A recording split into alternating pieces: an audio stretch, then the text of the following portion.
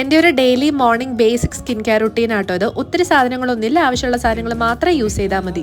ഈ ഒരു ലനേജിന്റെ ടോണർ ഒത്തിരി നാളായിട്ട് ഞാൻ യൂസ് ചെയ്യുന്നതാണ്. ഈ കൊറിയൻ ഗ്ലാസ് സ്കിന്നൊക്കെ ഇഷ്ടമുള്ള ആൾക്കാർ ഒന്ന് ട്രൈ ചെയ്ത് നോക്കാട്ടോ.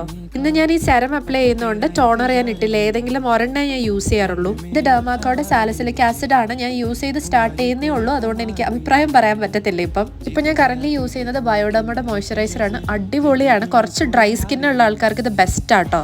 ഫേസിൽ ഇട്ട് കഴിയുമ്പോഴേ നമുക്ക് ഇങ്ങനെ ഫേസ് വാഷ് ചെയ്ത പോലെ ഒരു സുഖമായിരിക്കും കേട്ടോ. പിന്നെ നമ്മൾ പുറത്ത് പോയാലും ഇല്ലെങ്കിലും സെരം യൂസ് ചെയ്യുകയാണെന്നുണ്ടെങ്കിൽ എന്താണെങ്കിലും അതിന്റെ മണ്ടയ്ക്ക് സൺസ്ക്രീൻ ഇടണം. ഇത് പ്ലമ്മിന്റെ green tea and zinc sunscreen ആണ്. ഇത് ഞാൻ മേടിച്ചല്ല, എനിക്ക് ഫ്രീ ആയിട്ട് കിട്ടിയതാണ്. പക്ഷെ എന്നാലും സാധനം കൊള്ളാട്ടോ.